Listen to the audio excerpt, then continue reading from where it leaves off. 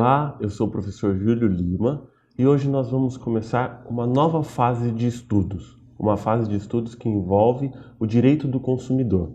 O direito do consumidor ele tem algumas diferenças com relação ao direito empresarial, pois ele trata de uma relação entre o fornecedor e o consumidor. Nessa fase de estudos, nós vamos trabalhar especificamente com os direitos do consumidor e com todas as regras que envolvem essa relação. Para isso, nós vamos, em alguns módulos, tratar de vários assuntos que envolvem o direito do consumo. E neste primeiro módulo, nós vamos falar sobre o histórico do direito do consumidor e sobre alguns princípios ligados a esta relação extremamente importante para o direito. O histórico do direito do consumidor é importante para a gente entender como que a legislação do consumidor chegou aonde está hoje. Em verdade, lá no passado, não se pensava muito nessa ideia do consumidor, mas você deve se lembrar de estudar no ensino médio a questão da Revolução Industrial.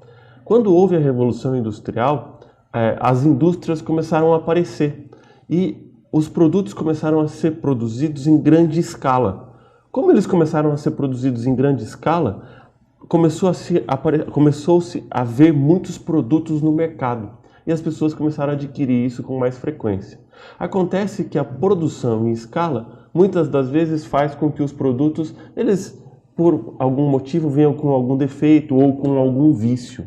Nessas hipóteses, o consumidor ele passa a ter alguns direitos. E aí verificou-se a necessidade de que fosse regulado um direito para as pessoas que consomem.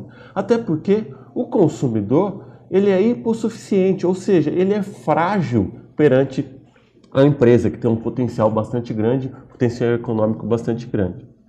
Então, a partir da Revolução Industrial, começou a se pensar no direito do consumidor.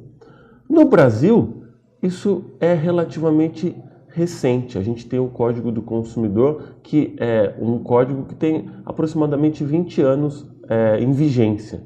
Esse código é um código que traz uma série de direitos para o consumidor, traz alguns princípios e regula essa relação do fornecedor com o consumidor. Um dos aspectos mais importantes da ideia do direito do consumidor é que muitas vezes o consumidor ele faz o que a gente chama de contrato de adesão. Você já deve ter ido alguma vez em alguma loja ou em alguma empresa para comprar alguma coisa e eles te deram um contrato pronto, não é? Esse é o contrato de adesão. Contrato de adesão, você não pode modificar as cláusulas, você simplesmente assina. E muitas vezes a empresa faz esse contrato pensando só nela. Por isso que o direito do consumidor veio para regular a questão relacionada a esses contratos de adesão, para tentar proteger os direitos do consumidor, mesmo que o contrato às vezes não seja tão bom para ele.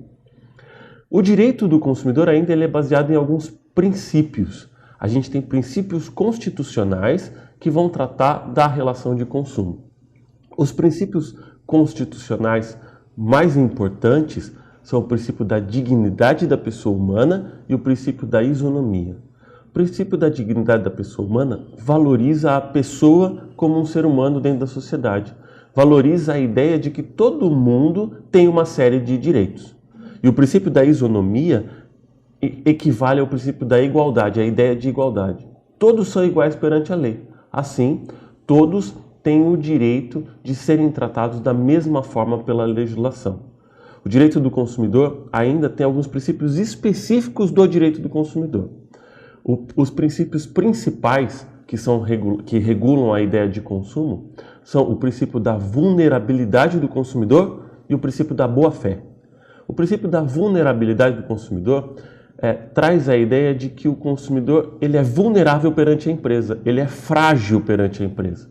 Por isso, existem algumas regras que visam proteger os direitos do consumidor. Não é à toa que o código se chama Código de Defesa do Consumidor. Então, o consumidor ele é protegido nessa relação. Existe, por exemplo, a ideia de que o consumidor não precisa fazer prova num processo judicial, quem tem que fazer é a empresa. Porque é ela que detém todos os documentos, ela que detém todos os meios de produção, então ela que é a responsável por fazer as provas no processo judicial.